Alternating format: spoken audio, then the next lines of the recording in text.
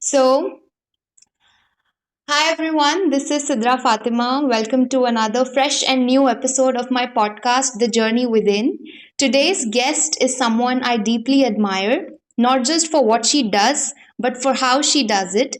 Karen is holistic healthcare practitioner who beautifully bridges the worlds of evidence-based science and compassionate integrative healing.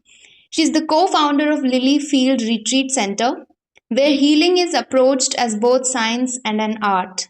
Beyond this, she has established an international education platform, holistichealthcareeducator.com, and developed a product line rooted in research, integrity, and real impact. Her work is not about trends or quick fixes, it's about sustainable, informed, and humane healthcare. I'm genuinely grateful to have her here today, and I'm so excited for this conversation. Please join me in welcoming Karen to the podcast. Yay! Thank you. I'm so excited to be here. We've had, we just had a funeral here a couple days ago. So it has been a whirlwind, and I'm so excited that I get this break to share with you about how amazing our human bodies are. So I'm so honored that I could be with you. Thank you for having me. Thank you so much. So, first question, Karen, in the context of the journey within, I'd love to ask, how does the way we live, feel, and choose each day influence our capacity for optimal health and well being from a holistic perspective? It does. And that's a great question, because if we want to, I always say when people start feeling better, when they take better care of their mortal body, the physical part we can touch, right, and see, then their spirit is so much more clean, right? Because the spirit is if we're always looking at what time we need to take our medication and what time we need to do this and what time we need to do that, then we're not really open for downloads from God, like being inspired to help somebody or reach out to your friend or reach out to a family member that might need you. And so for me, I think when we have wellness within our bodies, it magnifies through our spirit and through who we are, and we're able to better help our country, our people that are next to us, our families, our friends, when we have wellness within us. So I love the name of your podcast, because that is really where it starts. And it starts with what you eat. Like everything you eat is either going to make you well or make you sick. That's it. There's nothing in the middle. Everything we eat is going to do harm or do good. And we need to be very careful on what we put into our bodies, because why would we want to harm any of our 70 trillion cells, that make us alive? So I love it. That is so true, and that is pure wisdom flowing out of you. Based on your journey, what are the most alarming physical and mental health conditions you're seeing today, and how can today's youth become more aware both in preventing and healing them? Oh, this could take 4 hours, so I know I won't do that to you. I think the number one issue we're seeing worldwide, so our school is international. We have students all over the world. Your friends and family can take our courses. And so we see internationally an incredible amount of dis-ease. So I don't call anything disease. I always say it's dis-ease, because it's a dis-ease of the cell. So if we have a dis-ease of the cell, we get cancer, we get diabetes, we get narcolepsy, epilepsy, you name it. All of it is just because things are not functioning like they were designed to, usually because we're missing something. And what I see as an alarming state is all of the dietary issues. So a lot of people are eating grain, and a lot of grain and sugar, and those are causing a lot more, candida overgrowth and cancers, diabetes, parasites that take over the body, influx and mold. And so much of this is actually preventable and reversible by just making better choices in the kitchen, better choices when you're eating out with your friends. And so my thing that I find is the youth, they're learning. Like, I have 12 children. So my oldest child is 35 and my youngest just turned 21. And I have one of my children is an activist, right? So her family, they like to go and like stand up for things. And they're aware of how much bad food is going into people their age, the youth, whether they be teenagers. I just spoke to a large group of teenagers or the young 20s. We're drinking coffees and a lot of foods and drinks that are not made with good ingredients, and that does affect our health. And so I'm very grateful that there's a generation coming now that is more aware, because they're looking at how sick everybody is, going, we're going to do things different. We can't always trust our governments. Now you can if you live in Qatar, because we know the Minister of Health from Qatar, like he's very careful about what comes in their little country, but we are not all blessed that same way. That is so true. Just to follow up to this question, Karen, there is this rise of depression, ADHD, anxiety, and there is a sense of like the darkness and despair that even as young as 20-year-olds are going into. Is there any holistic way to sort of maneuver this and deal with this? Yeah, yes. I'm so glad you said that. So whenever there's depression, there's always a gut issue. Whenever there's suicide, there is always a gut issue. And this is really important because most people think that the like our neurotransmitters. So let me explain. We have the glands in our body, and the glands, like our thyroid, the thymus, your endocrine glands, right? You have your testes and all the glands in the body, they make chemicals called hormones. The nervous system makes neurotransmitters. So the endocrine system makes hormones, and those control how the body's growing, how we react to things, right? But the neurotransmitters made by the nervous system, that is a key essential part to preventing ADD, ADHD, depression, anxiety, suicide, and stress. And so when we understand how the nervous system functions more, we can control and heal that nervous system, so our neurotransmitters are going to be more abundant in the body. And depression is always linked to serotonin, acetylcholine, right? Dopamine. These are all neurotransmitters. So these are nerves in the nervous system that are not firing appropriately. Now, many people think the nervous system is all in the head. It's all the brain. Oh, our nervous system. And the brain is the breaker box. Like in your home, you've got the box that controls all the electricity in your home. The brain is the breaker box for the nervous system. But all those nerves run through the body. And guess what? Most of the acetylcholine that's made in the body is made in the gut, it's in the digestive system. So we need to, and I'll explain why there's so much depression, because there's two very strong reasons.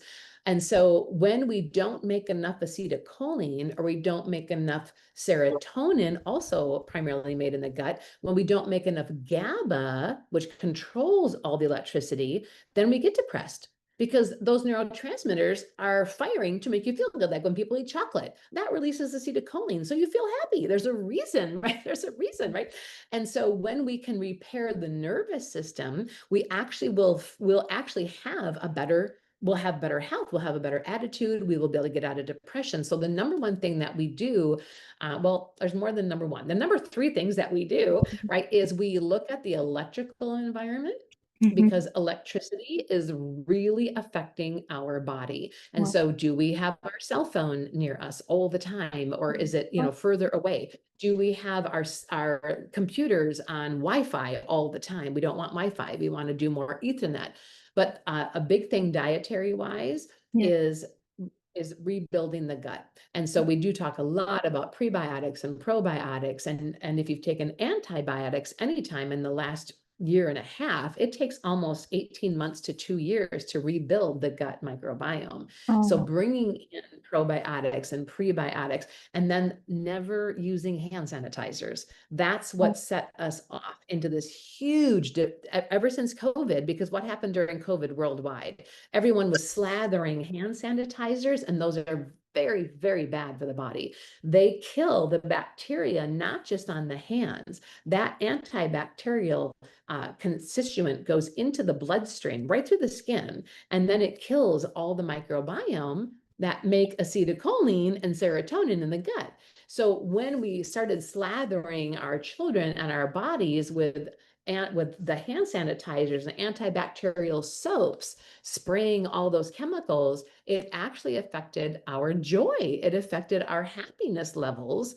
And so it's a big no-no to the nervous system. So one of the best things we can do is to clean up the diet and then eat more oil and it's really good oil like avocados and chia seeds and hemp seeds and coconut. Those are all oils that will help the nervous system. The nervous system depends on healthy oil. And so when we're consuming coconut oil and organic olive oil, extra virgin olive oil, and hemp seeds and chia seeds and walnuts, those are loaded with oils, and some avocados.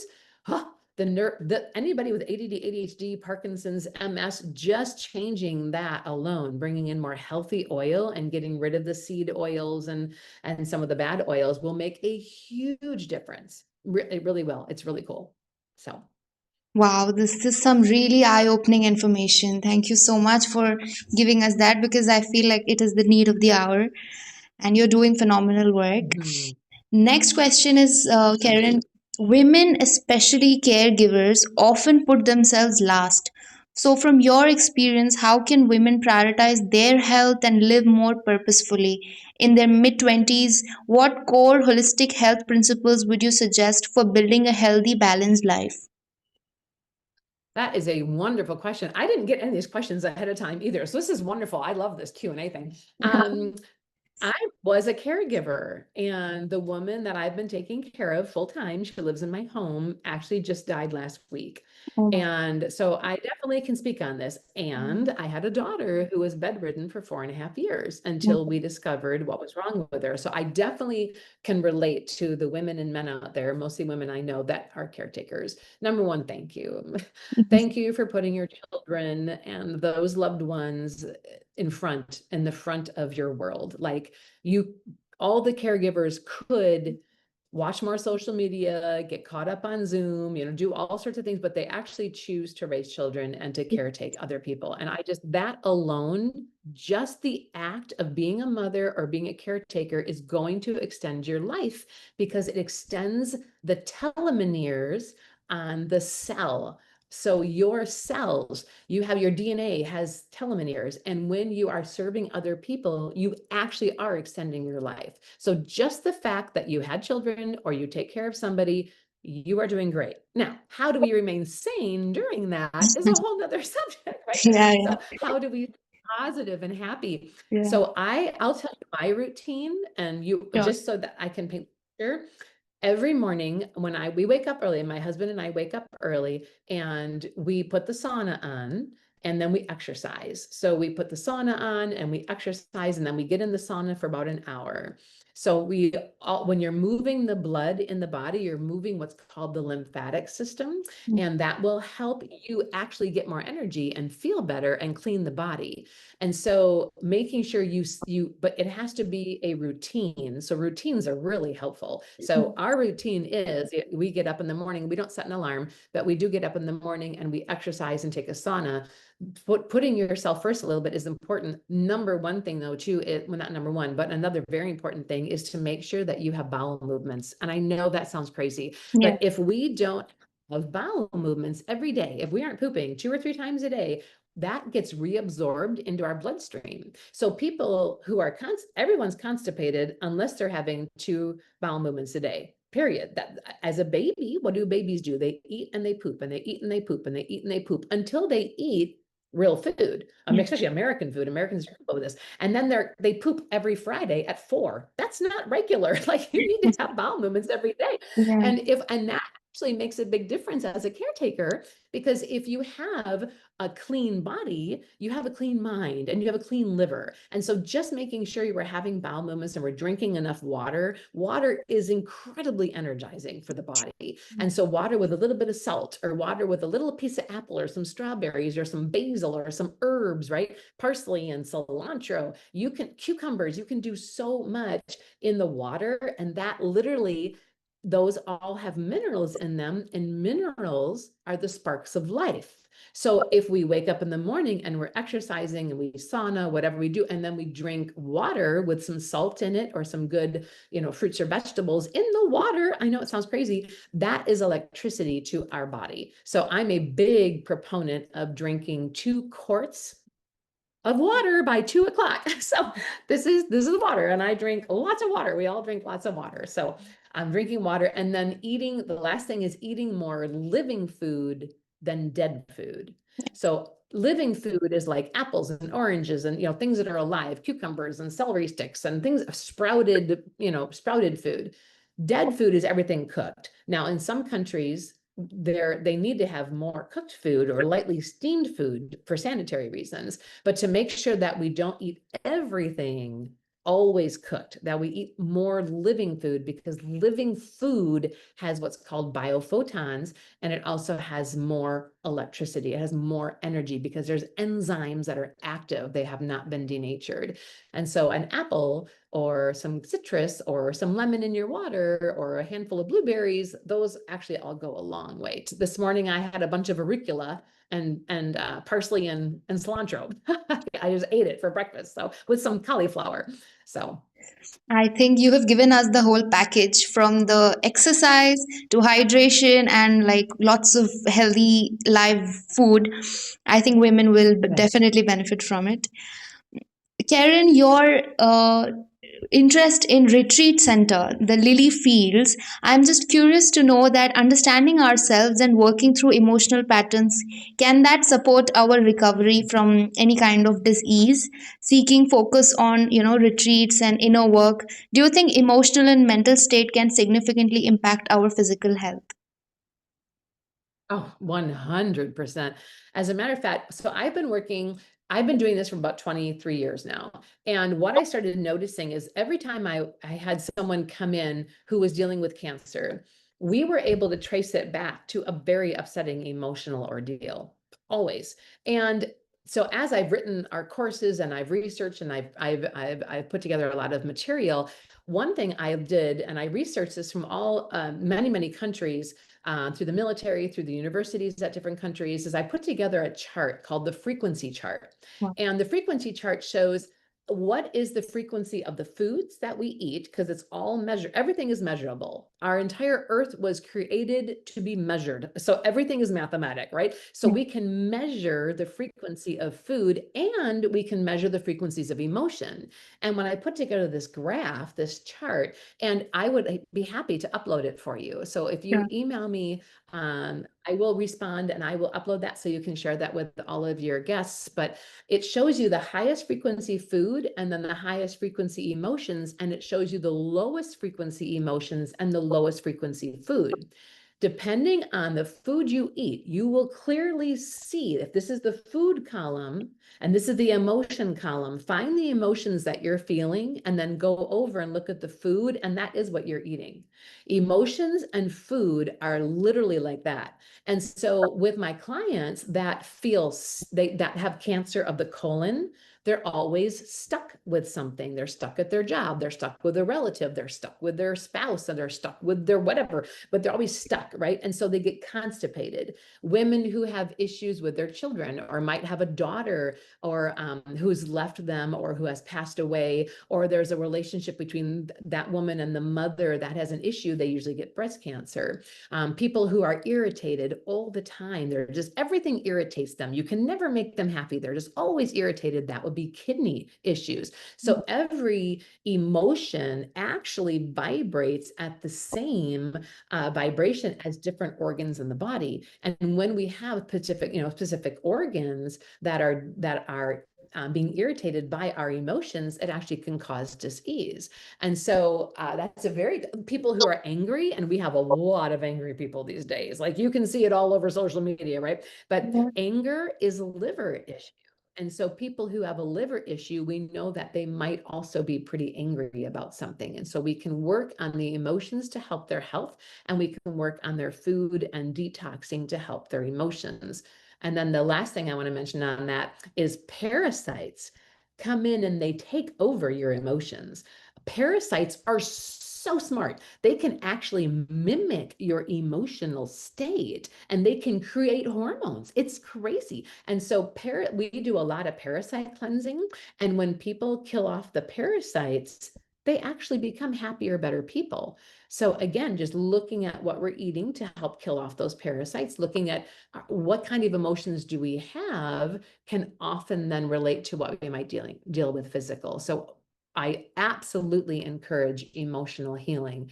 And you don't have to like go to a counselor or a therapist and talk it all out. That's not always beneficial, but there's so many ways using somatic healing and, sound therapy and singing and humming. And there's so many ways to help release emotions that are built up in the body to prevent disease. Good question. You have great questions, by the way.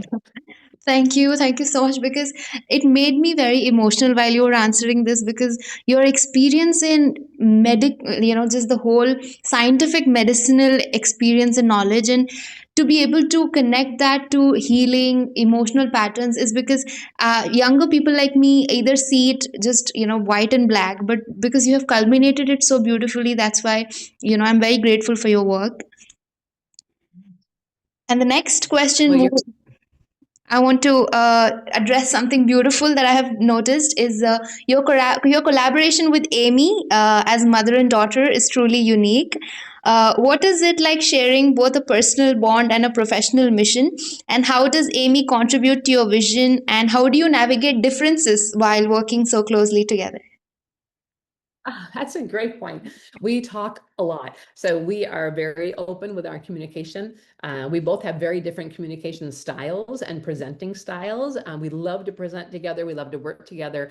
But see, I don't know if I'm just like, I believe most relationships can work, but you both have to be listeners.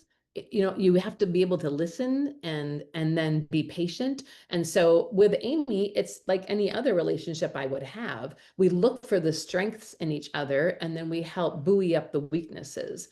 And it's always 100%, 100%. It's never, I'll give 80%, you give 20%. We always give 100%. Both of us give 100% all of the time. And so that is important because I would feel bad if I felt like I was doing more than her. But her strengths have her doing X, Y, and Z, while my strengths have me doing A, B, and C. So we do run Lily Fields Retreat Center and then the big school together. So we actually do quite a bit together. And then she lives just a few miles away. So she is over quite often. And we just work at it like you would any other relationship. We have very few disagreements ever. Because I would never want her to feel guilty or upset, and she would never want to make me upset. And I know that. And so if I ever choose to get upset, because we choose our emotions, no one's going to make me mad. No one's going to make me feel guilty. You can't get me mad. You can't make me feel guilty. That's my choice.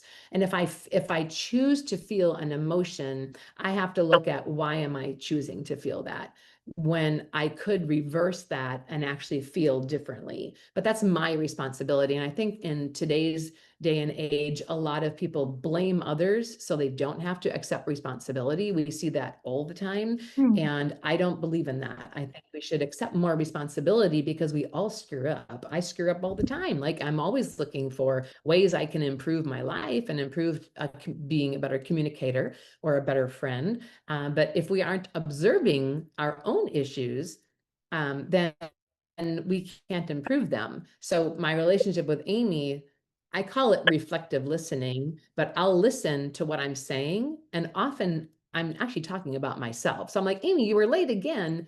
I would think, oh, what was I late for? Because I think a lot of things that come out of our mouths are because we're dealing with an issue.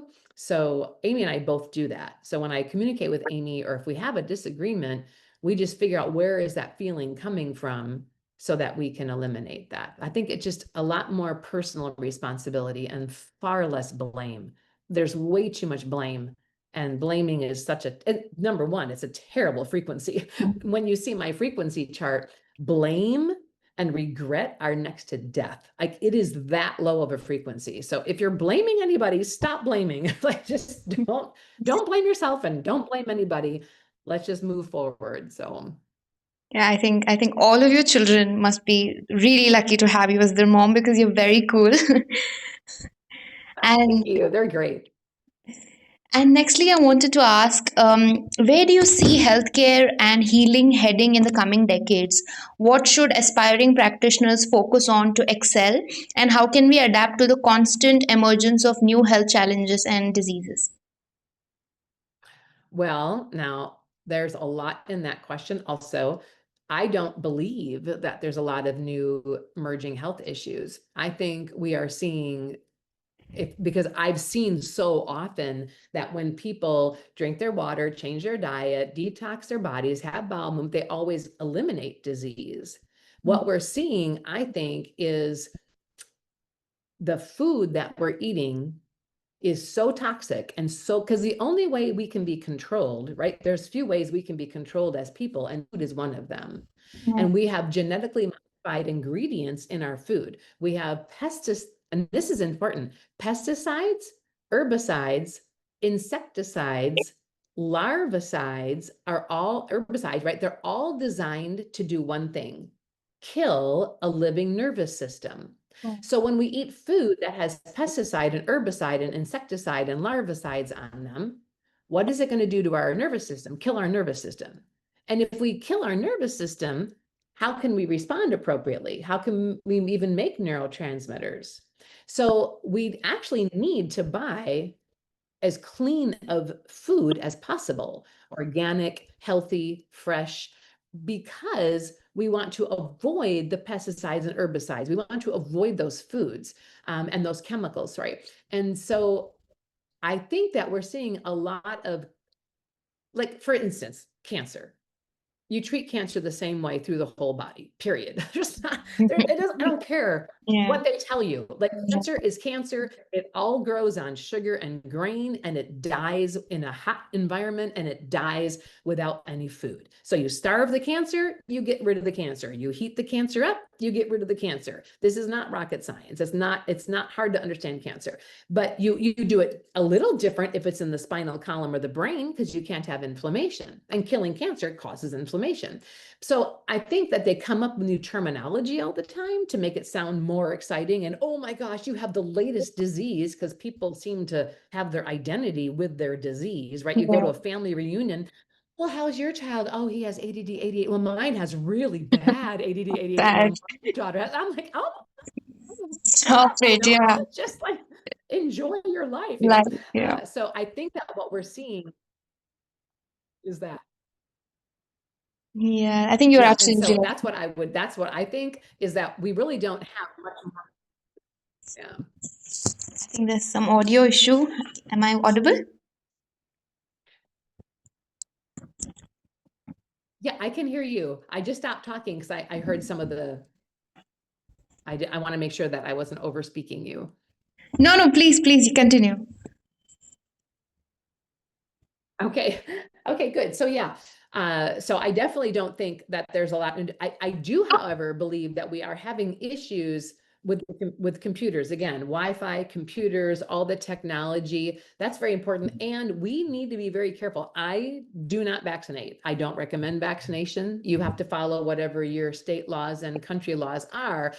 But I'm very leery of vaccinations because of what they put. So there's some there, they have so homeopathy is phenomenal. I've used homeopathy and homeoprophylaxis for decades, right? That works incredible. And vaccines were designed kind of like a homeopathic remedy, but they put adjuvants in the vaccines, and adjuvants are additives in the vaccines. And that's where I think we're having a lot of issues. I know we are, because I know what's in it. We can take your blood and put it under a microscope, and we can see what's in your blood. And we did the same thing to vaccines. When the vaccines come out, we can look at them under a microscope, and we can go, that's not actually good for the body, And so just making sure that you're more aware of what's going in the body, and more careful and more selective with how often you may want to vaccinate or take medications. You just want to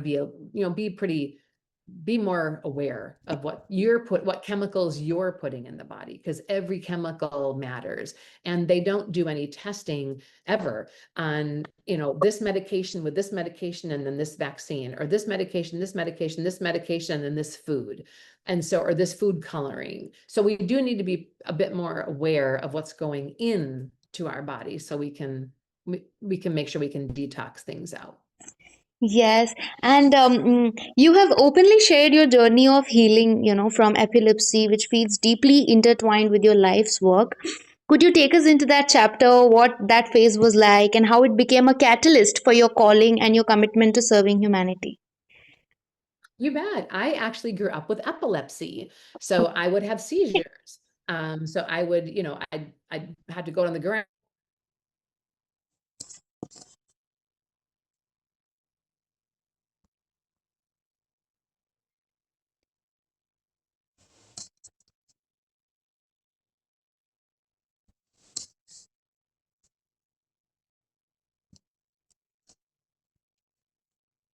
to remove the pharmaceuticals. I was on 3 medications for my epilepsy, and I found that epilepsy is actually a GABA deficiency. That's one of your neurotransmitters. And so I ate a very GABA-rich diet, and I had more healthy fats in my body so I could make more GABA, and I naturally reversed my epilepsy. Well, then I thought, there's probably a lot of disease that people deal with that have answers. And I just started studying. And there are. Type 2 diabetes that's a what I call it? That's like a choice. Everyone can get rid of diabetes, type 2 diabetes, and many type 1 diabetics can get off of insulin. I've watched it happen. And so I found that there's actually a lot of disease that you can reverse at home. AFib and heart issues and narcolepsy and neuropathy. There's just so many things you can reverse at home when you understand what the body needs to help with that. So I went through that stage of reversing issues and then just kept rolling and kept studying for other people. So someone would come who had an issue and I would study that. I have also reversed my scoliosis. I had scoliosis and I actually reversed that just a couple of years ago, about 5 years ago. And I had arthritis of my scoliosis, and I was able to get rid of that also just with food and movement. And so when we understand what's going on in the body, it makes it so much easier to reverse that issue.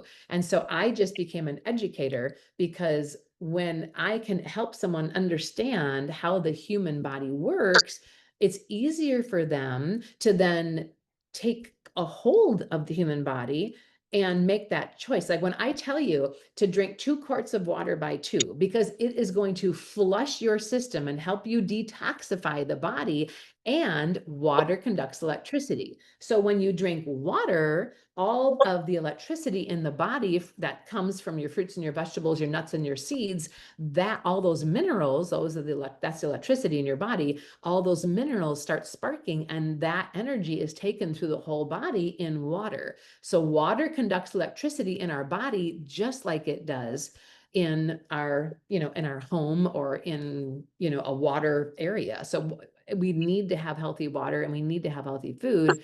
And then when we understand why, we're going to do it.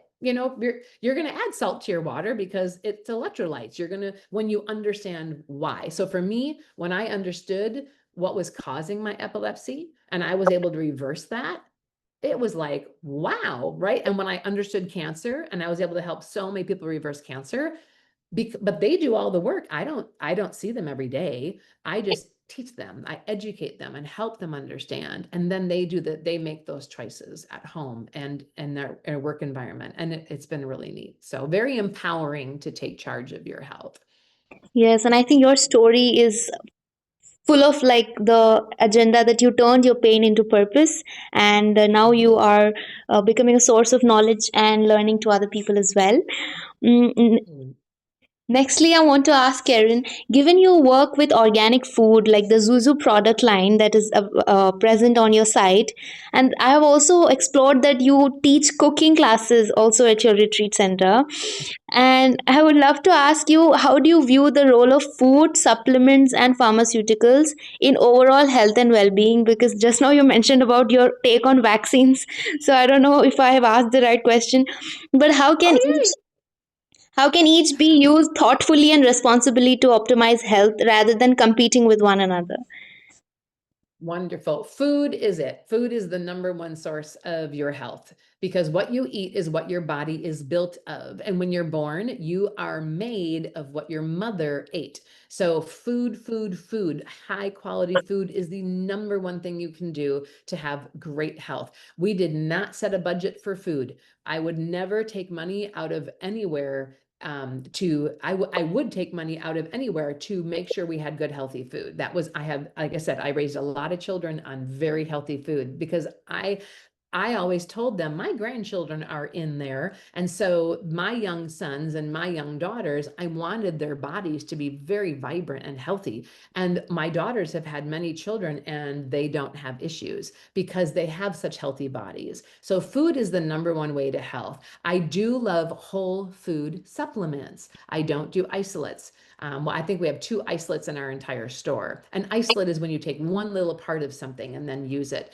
So I've got two of those, but whole food supplements and then herbs are big. I love herbs. So we have a whole apothecary. So we have many, many, many herbs that we mix into teas that we can share with people. So food and herbs are it. Vaccines, I suppose there's a time and a place for a vaccine if it's in a country that is very negligent and doesn't have healthy water and healthy food, then there might be a time for a specific vaccine to help. But I think vaccines are used for purposes that aren't good Karen, what is way your too often. take on pharmaceuticals and antibiotics? Antibiotics, I would only use in some extreme case. That would be I would never recommend them on a regular basis at all. Not at all. Pharmaceuticals, there's about 17% of pharmaceuticals that we would recommend. And we have used, but we don't, like I said, that's only 17%. The rest of it, I don't know if you're aware, but pharmaceuticals, like it takes up to 20 years to get a pharmaceutical into the system. Like it takes that long. So they might create something to treat Alzheimer's, and 20 years from now, you're going to see it because there's such a that's just a whole nother subject. But pharmaceutical agents have a lot of adjuvants as well. So I'm not, unless it's one of the few things we would recommend, like if you had an organ transplant, if there's something critical and you're in the ER, then yes, you would want to take some. But yeah. Got it. And one last question, Karen. Your life and work reflect a deep sense of purpose and service. From your own journey within, what values or inner principles do you feel are essential to live a truly fulfilling and meaningful life? The number one thing must be integrity. You must do what you say. There are so many people, especially out there, that are on social media talking about health and they don't live it and they can't experience it because they don't live it. Like we must be true to our word. That's the number one thing. And then make sure that we listen and not just talk all the time. We need to listen to our clients, listen to our friends, listen to our family, listen to our spouses, listen to our children, and then love them. So I always teach the one. So I don't care how big a podcast is, I'll be on it. I don't care about anything. I want to make sure that everybody feels special. And that can be hard, but I don't find it hard at all. So I believe that integrity and making sure that everyone knows that you love them. You may not like what they do, but you do have a love for your fellow man, I think goes a long way. And plus then they respect you and they feel your love. So they'll trust you more. Thank you. And Rumi has been a huge guide in my life. And he said, yesterday I was clever, I wanted to change the world. Today I'm wise, so I'm changing myself. That was the whole brief of what you said. Yes, perfect. I And love it. Thank one poem I want to dedicate to you. I want to apologize to all the women I have called pretty before I have called them intelligent or brave. I'm sorry I made it sound as though something as simple as what you're born with is the most you have to be proud of when your spirit has crushed mountains. From now on, I will say things like, you are resilient, you are extraordinary, not because I don't think you're pretty, because you're so much more than that. Thank you so much, Karen, for your time. I am you. extremely grateful because this podcast is my safe space, and you're the first guest actually. I have not hosted anyone, and Oh, to have someone with such caliber like you is a big deal. So thank you for choosing.